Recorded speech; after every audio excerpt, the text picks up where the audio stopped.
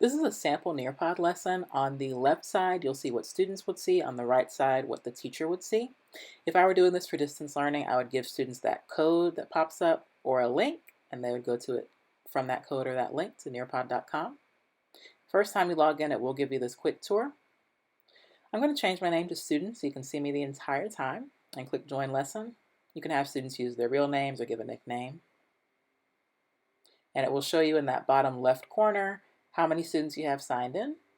In this case, I'm right here. You can also click the X next to a student's name if you need to kick them out. This is a Collaborate board. A Collaborate board works a lot like a Padlet, where students can submit questions, thoughts, ideas that you would want everyone to see. Because what happens is students will see every little post-it note that goes up, but they won't see each other's names. So you can choose on your end, if you're projecting this, sharing your screen with your class, to show names or hide names. Students can like each other's ideas as well. And you can also delete them. This is a 3D model that is available in Nearpod's library. There are several of these to choose from. This is a video. If I were sharing screen, I would just choose to share it with my device and make sure I share my sound and then just play it on my shared screen. If you do a self-paced lesson, you might want to choose to play it on all devices. This is a website. I've just put the URL of this website into Nearpod. It was very easy to do. And what it does is it opens up whatever web page you put in for students. But whenever you click your next button to go to your next slide, it will also move the students to the next slide. This is an imported PDF.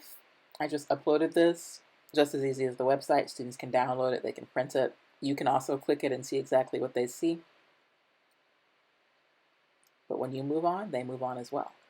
Here's matching pairs. You can use text or images, and students will just match one to the other. They love it. It's kind of like a game for them.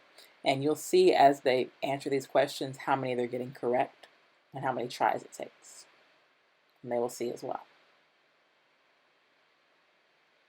Here's a draw it activity, which is one of the most versatile activities in Nearpod. Pretty much any activity that you would do in person with students on paper, you can upload as a draw it. So in this case, I've just put a picture of a cell. I've asked students to circle the part of the cell that transports proteins. You can change your highlighter, your pen, your color. You can even add text and images. And then just add to whatever image you upload. And then students submit, and as soon as they submit, you'll see their answer on your screen.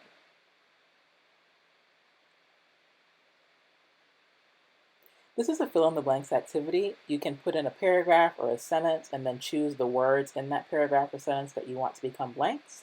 Students click and drag the correct words that go into the blanks from their word bank. And this works on any device. And it will show them how many they've gotten correct, just as it shows you.